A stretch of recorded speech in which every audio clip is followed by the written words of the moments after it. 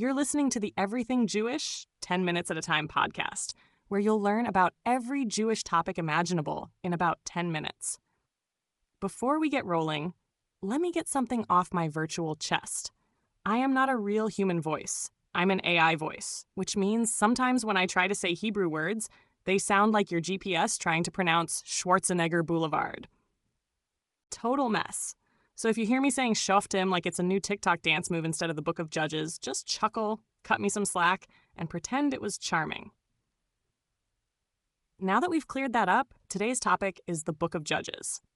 This book comes right after Joshua, and it's filled with drama, battles, betrayals, epic leaders, and more twists than your favorite binge-worthy Netflix show. If you thought the Bible was just people wandering around in the desert, Judges is here to show you it's more like Game of Thrones meets Law and Order, with a sprinkle of spiritual crisis. Let's dive into the chaos. So picture this. The Israelites are finally in the Promised Land. Joshua, their fearless leader, has just died. Cue the ominous music. The people are supposed to stay faithful to God and follow the commandments. Spoiler alert, they don't. Instead, the cycle begins. And no, not a Peloton cycle class, but a spiritual roller coaster that goes like this. The Israelites sin by worshiping other gods, they get conquered by enemies, they cry out to God, and then God raises up a leader, called a judge, to rescue them. The Hebrew word for judge, shofet, doesn't just mean someone banging a gavel. These judges are more like warrior chiefs or crisis managers, pulling the people together when everything is falling apart. Then peace returns for a while, until the people mess it up again. Think of it like a rebooted sitcom that keeps getting canceled and brought back. Same cast, different disasters, lots of reruns. Now, the judges themselves are a colorful bunch. We're talking leaders who could headline their own Marvel spin-off movies. First up is Deborah, one of the most famous judges. Yes, a woman running the show back in biblical times. She's a prophetess and a fearless leader who works with a general named Barak to defeat the Canaanite commander Sisera. And when Sisera runs away, he ends up being killed by Jael, a woman who drives a tent peg through his head. That's right, folks. The Bible doesn't mess around. If this were a streaming series, you definitely have to cover the kids' eyes during that scene.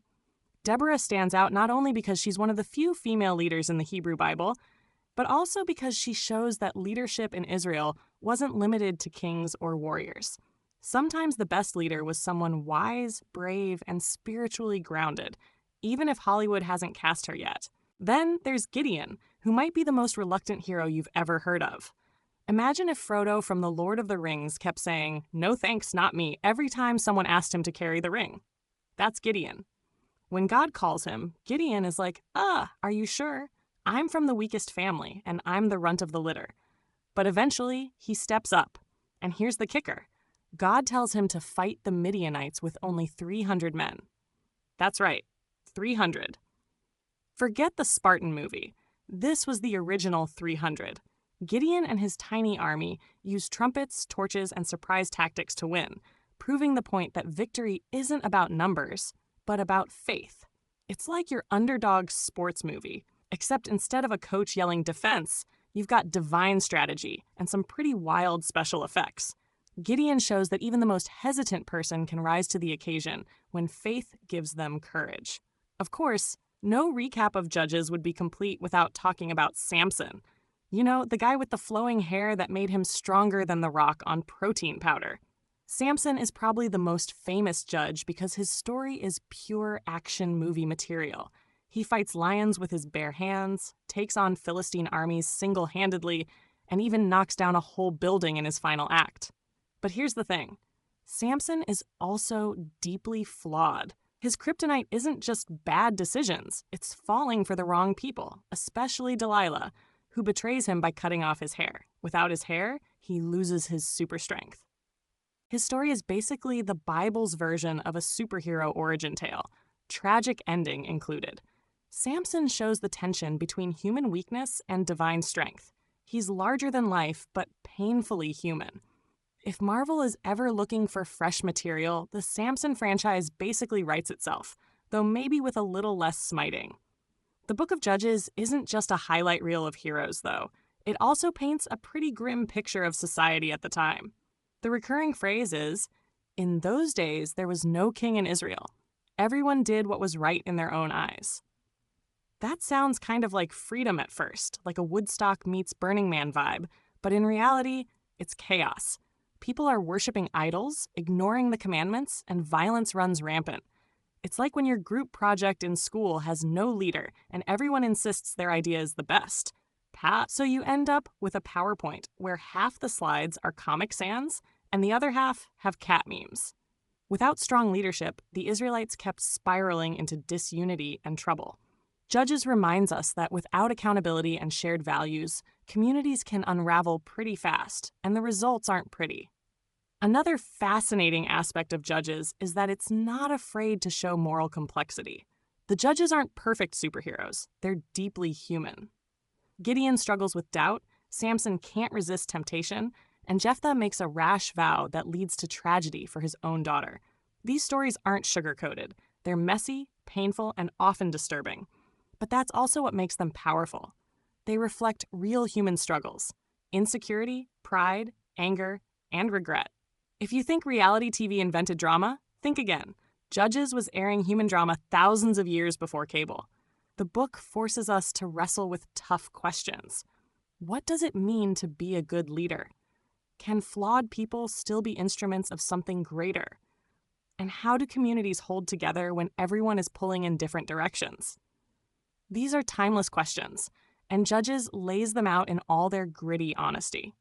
What makes Judges especially interesting for Jewish tradition is how it sets the stage for the next phase of Israelite history. The chaos and repeated failures in Judges create the demand for a king, which we see in the books of Samuel. The people basically say, "Enough of this cycle, can we just get someone stable in charge?" Judges becomes the argument for monarchy, even though later biblical texts will debate whether kingship is really such a great idea. So in a way, Judges is like the prequel to the Saul, David, and Solomon trilogy. It's the messy middle chapter where you realize the story needs to move forward. And Jewish commentators throughout the centuries have wrestled with these texts, seeing in them lessons about leadership, faith, and the dangers of everyone just doing their own thing without a moral compass to guide them. At the same time, Judges has a cultural role beyond just theology. Stories like Deborah and Gideon, Gideon and the 300, and Samson and Delilah have become part of Western imagination. They show up in art, literature, and even pop culture references. If you've ever heard a strong person called a Samson, that's straight from here. These stories remind us that Jewish texts aren't locked in some ancient vault. They're living narratives that keep popping up in unexpected places. Judges isn't just about ancient Israel. It's about the cycles of human behavior, the ups and downs of leadership, and the ways flawed people can still do extraordinary things.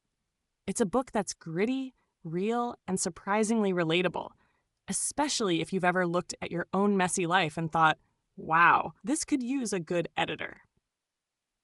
So what's the takeaway from the Book of Judges? It's not just about ancient battles or tent peg assassinations. It's about cycles we still see today. Communities drift, people lose focus, crises erupt, and then someone steps up to lead. Sometimes they're heroic, sometimes they're flawed. But the point is that even in chaos, there's room for redemption. Judges is a reminder that leadership matters, that values matter, and that without them, things can spiral out of control. It's raw, dramatic, and more gripping than you might expect from a book thousands of years old. So next time you think the Bible is just dusty rules, remember the Book of Judges. It's a binge-worthy series with lessons that still hit home. Thanks for listening to the Everything Jewish 10 Minutes at a Time podcast. If you enjoyed this episode, share it with a friend who might like it, or leave a positive review so more people can find us. Until next time, stay curious, stay thoughtful, and keep the stories alive.